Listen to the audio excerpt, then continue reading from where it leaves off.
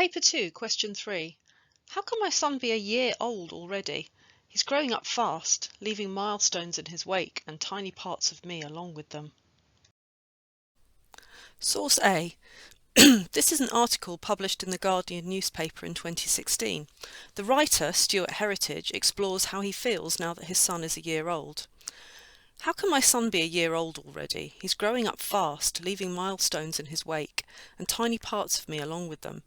My son turned 1 last week. The day marked the end of what has been both the longest and shortest year of my life. From the instant he was born, it felt as if my son had always been part of this family. I don't mean that in an obnoxious, heart-eyed, this was always meant to be way. I simply mean that I haven't slept for a year, and I don't really know how time works anymore. Whole years have passed in some of the afternoons I've spent with him lately. Entire galaxies have been born and thrived and withered and died in the time it's taken him to eat a mouthful of porridge. How is he 1 already? First he was born, and then I blinked, and now in his place is a little boy who can walk and has teeth and knows how to switch off the television at precisely the most important moment of anything I ever try to watch. It's not exactly the most unprecedented development in all of human history. Children gradually get older. But it's the first time I've seen it close up. It's honestly quite hard to grasp.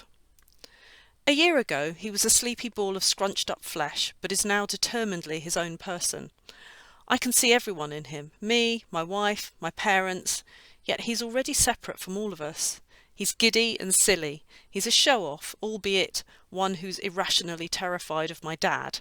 He loves running up to people and waiting for them to twang his lips like a ruler on a table.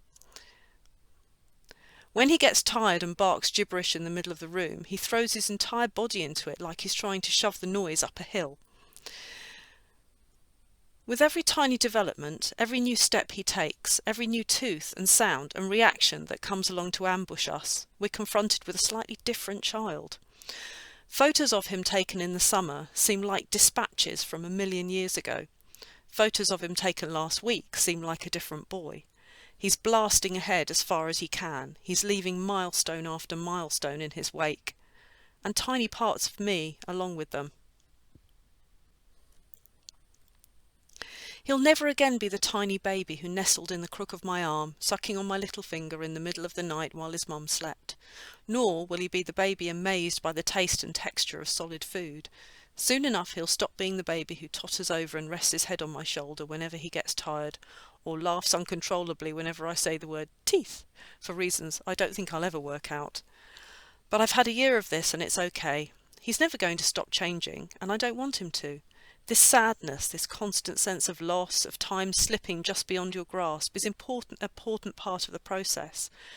He won't realise this, of course. He's got years of unbroken progress ahead of him, where everything will always be new, and he'll keep obliviously brushing away all of the silly old fools who tell him how much he's grown.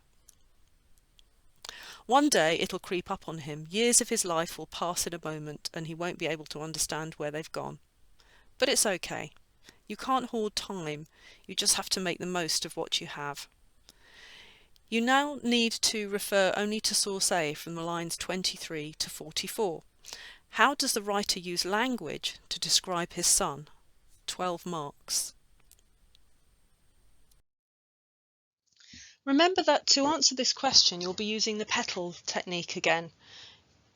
Look out for quotes and the language techniques that are in the quotes. What point is the author making at that part of the text? And what else do you understand about what the author feels explicitly and by implication? The question's 12 marks, so a full answer will have 3 paragraphs.